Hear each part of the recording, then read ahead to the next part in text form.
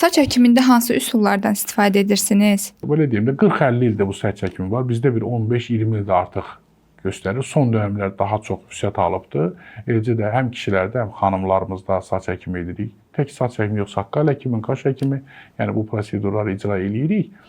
Baxın, əvvəllər başın arxasından loskut idi, dəri kəsilirdi, çıxardılırdı. Bir cərrahi işləmi idi. Sonra o kənarda o saçın köklərinin bir-birini çıxardırdılar. Bu ağırlı bir proses idi, çətin proses idi, bərpası çox çətin olurdu. Başqa bir problemlər yarana bilərdi. Amma indi FUE deyilən üsul. Yəni nədir bizim dildə tərcüməsi?